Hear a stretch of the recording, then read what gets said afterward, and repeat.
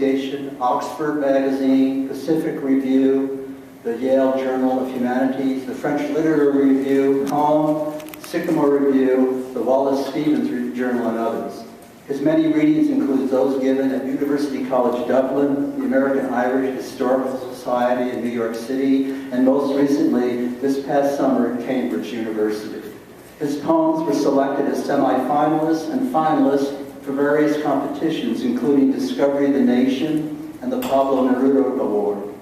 In writing about Beast's book, Michael Gessner's fifth and most recent collection, Robert Pinsky said his poems are lively and smart and musical. So please welcome my good friend Mike Gessner, the smart and lively Mike Gessner.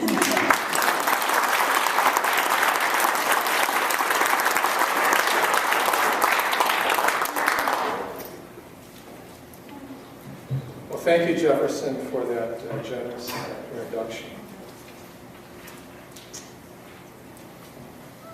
And I understand I have the same opportunity in a few minutes to introduce Jefferson.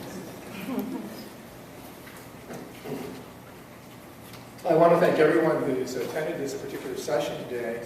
And it's encouraging for me to see that there's so many individuals that are supporting the culture of the book, and particularly poetry. I'd like to take a moment just to acknowledge the work of Sharon Holtzman Cox from the Pima Library Board. Sharon. We're putting all of this together for us today, and for all of the patience and the time. And also the role of the Pima Library system in supporting the Tucson Festival of Books. And also just a word of acknowledgement, too, for all the independent press publishers that make it possible for such an event as this to occur. Publishers like Grey Wolf, Copper Canyon, BOA, my own publisher, Jeffrey Gatz of Blazebox, people like Tim Schaffner of Schaffner Books, who is with us today. Tim, where you are. Without them, I don't know where we'd be, and I don't know where events like this would be. They seem to be the sine qua non of intelligent writing these days. Welcome. So here we are. We're less than a week away from St. Patrick's Day, so I chose a couple of pieces that have something to do with Ireland and the Irish, and of course we're all Irish at this time of year. This poem is called On Board a Moor, and it references the Great Hunger, when the population of Ireland was reduced to eating grass. And the editor, when they noted the poem, insisted on a footnote about the fact that by conservative estimates, 25% of the Irish had in fact perished during this period. So this is On Board a Moor. What is poetry but a mouth open and empty like the Great Hunger, a mouth with green lips, stains of vegetation? This following poem was, due to the efforts of Jefferson, was aired on KXCI in helping to promote the festival. And this is The Doors of Dublin. And there are such doors, some of you may have seen them.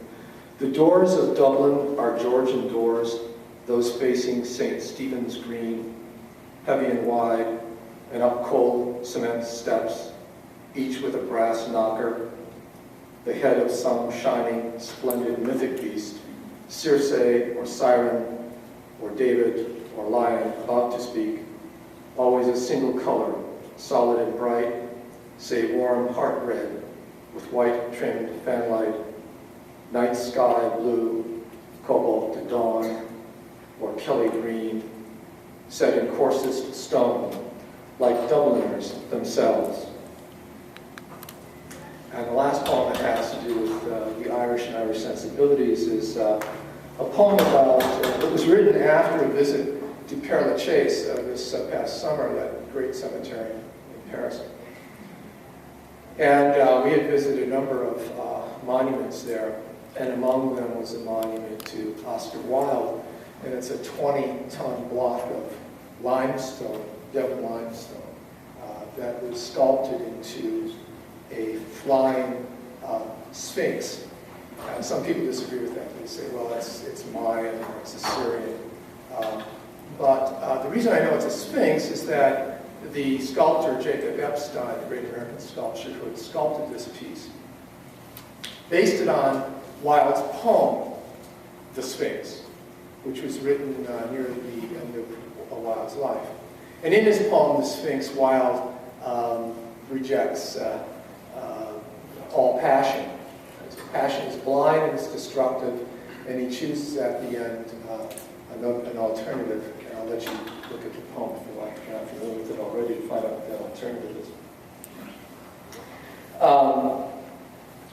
And so when we visited the monument, it was lipstick kisses, comments made in lipstick or red crayon all over the monument, including the Sphinx, this flying angel of sorts. And every so often the commission of the cemetery comes in and they clean it up.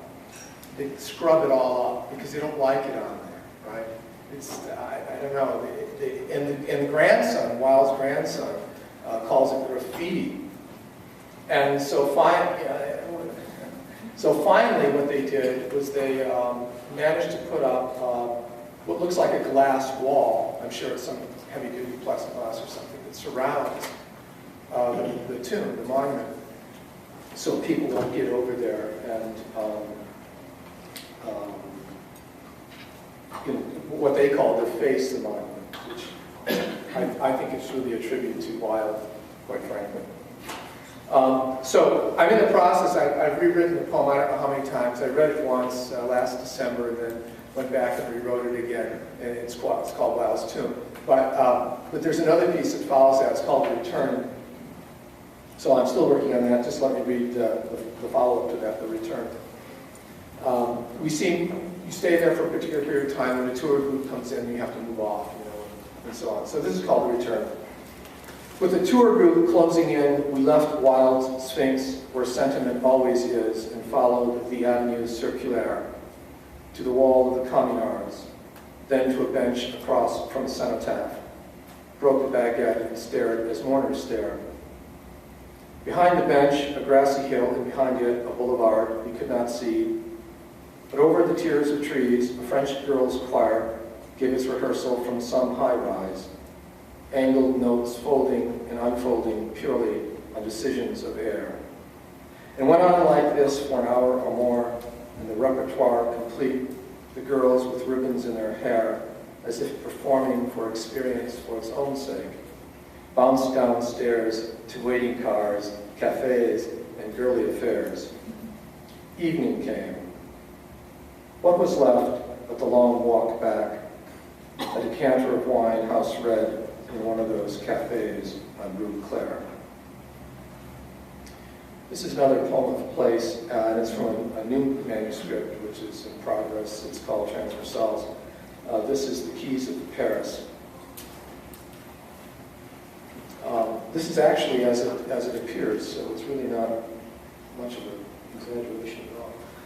The lovers write their names on locks, then fasten them to the black chain link fence on both sides of the Pont des Arts, that wooden footbridge over the Seine.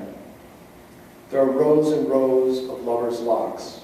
The chromium latches glint in the sun, and the lovers, in a grand gesture of fidelity, toss their keys into the river and depart. The keys lay on the bottom, sometimes turning in the breeze of current, or they may remain still for years, or they may roll, crossing over one another.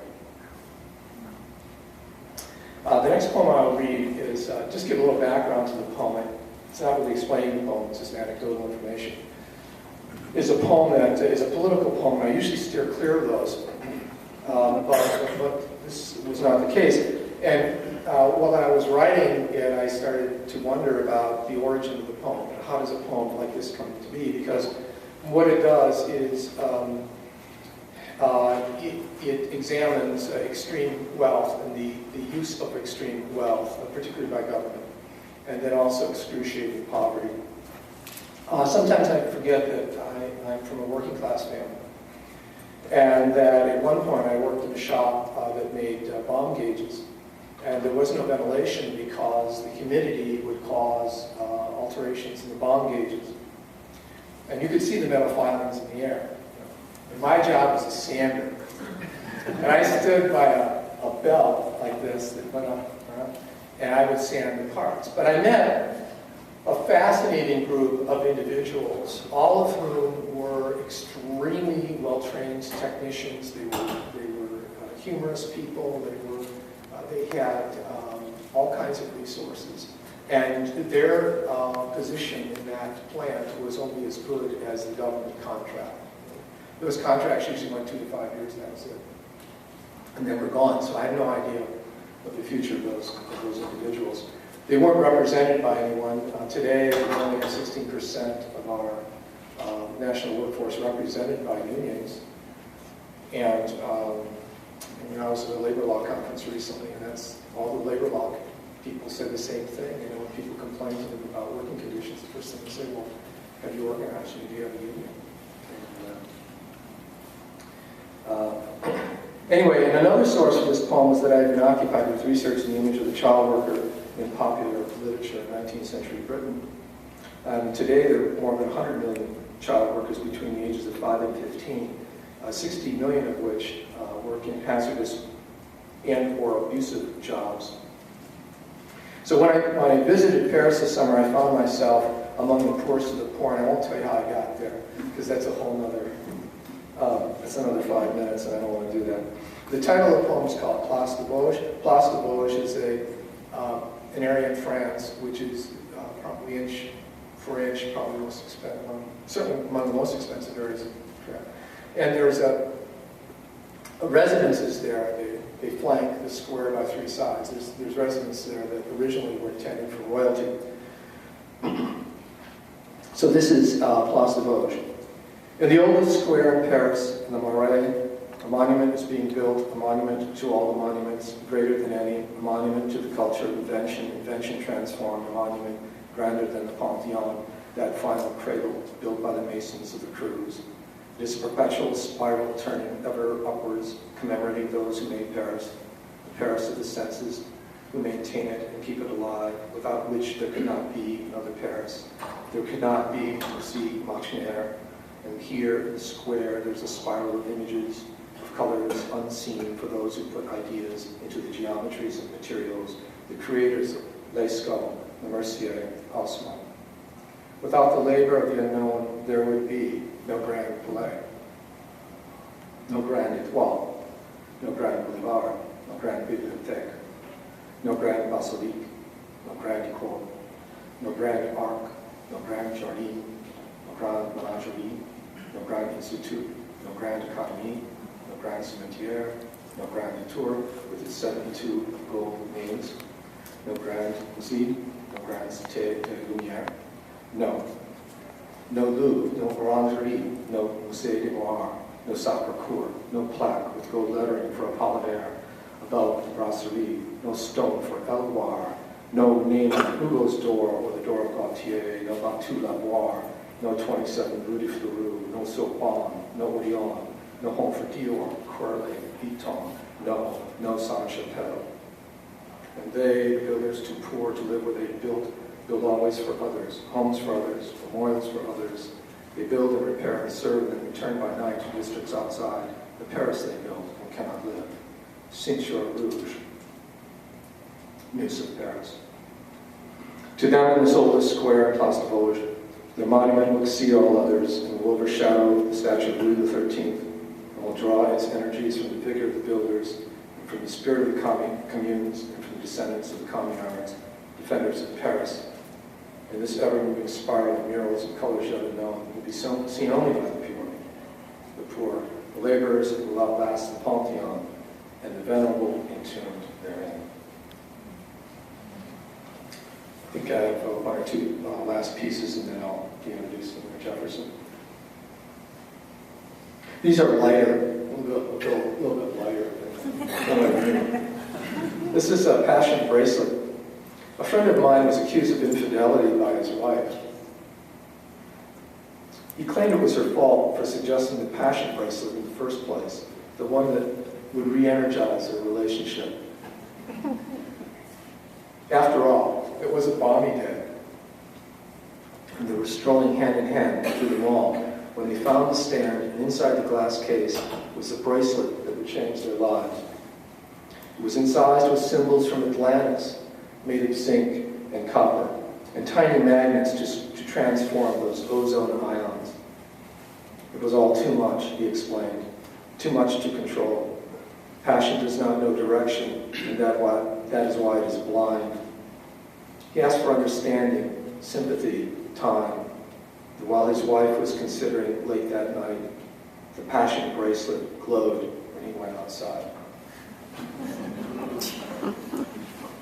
And this last poem, it's Flyleaf.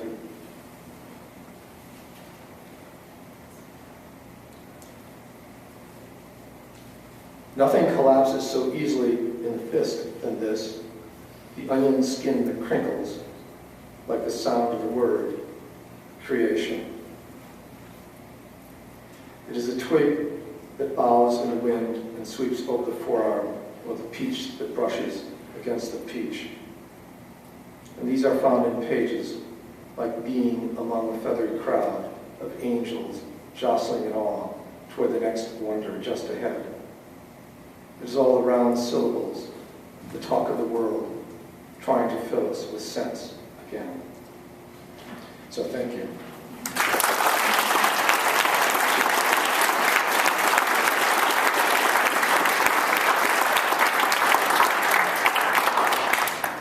I have the privilege of introducing Jeffrey Carter.